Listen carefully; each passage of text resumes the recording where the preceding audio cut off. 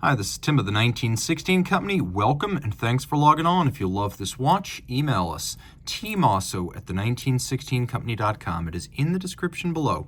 Your purchase and pricing email question line for buying this or any of our watches. Reach out to us for pricing, Team Mosso at the1916company.com. Today, we discuss the third generation Vacheron Constantin Overseas Chronograph. So in 2016, Vacheron, the oldest continuously operating Swiss watch manufacturer, launched its third generation overseas sports watch collection. 2 years later, 2018, it launched a series of black-dialed models, of which this inverse Panda chronograph may have been the most striking. So in stainless steel, the watch is 42.5 millimeters in diameter, 14 millimeters thick, and if you measure it lug to lug, the total distance across the case is 50.5. Now, if you measure it from link to link, the total rigid distance across the wrist is a much beefier 57.5, but I don't find that the watch wears true to that size. I would say consider this watch to be a 43 or a 44 round watch, and you'll get a rough idea of how it actually fits on the wrist. Now, my wrist is 16 centimeters circumference, so you can see how it fits. It fits well enough that I'd recommend it for a wrist of 15 centimeters circumference or larger.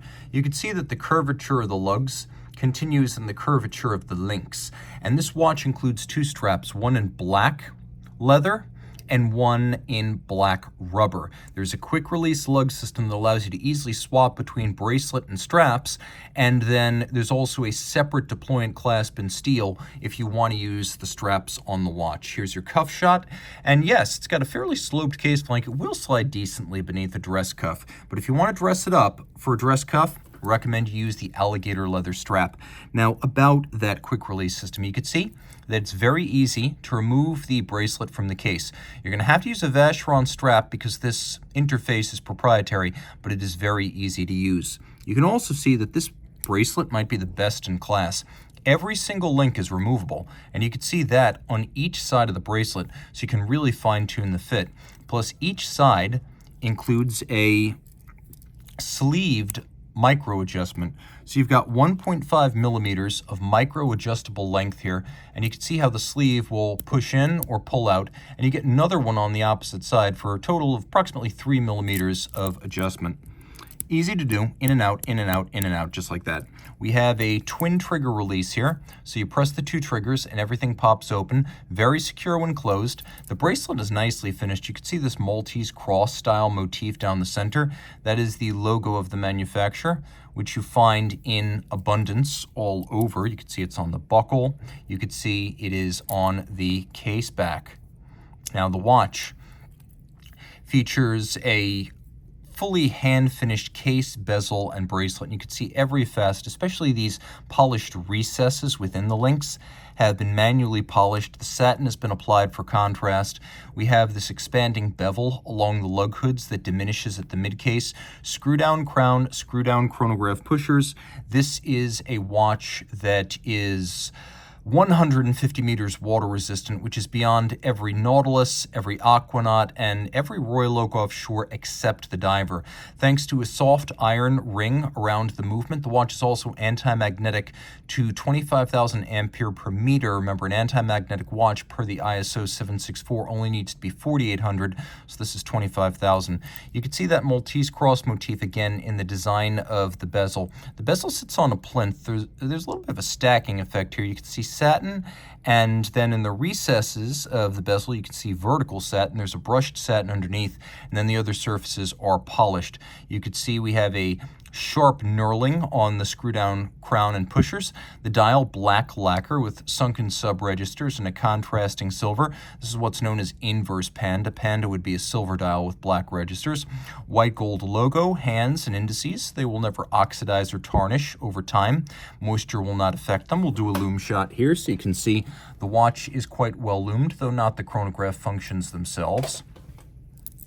The watch has a quick set date, though it does not have a hacking seconds function. That's really the only refinement it lacks.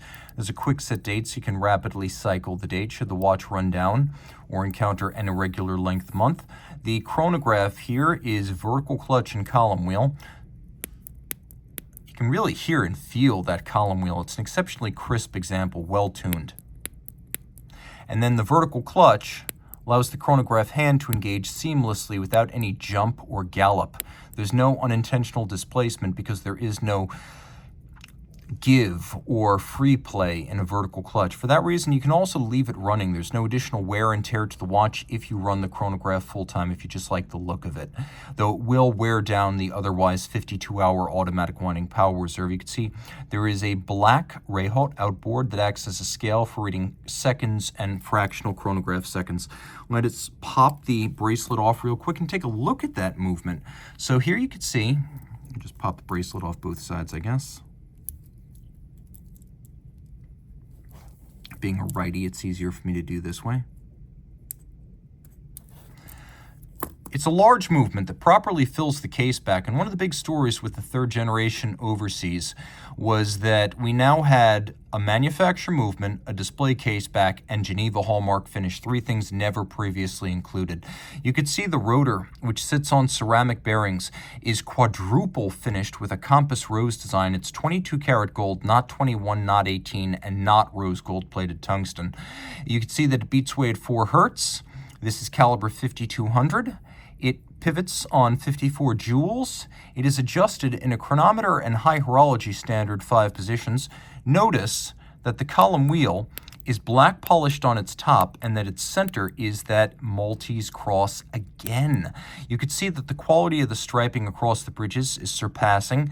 The beveling is broad and mirrored. There's engine turning on the base plate. You can see satination on the tops of the chronograph levers and horns, and then beveling on the sides, the steel components.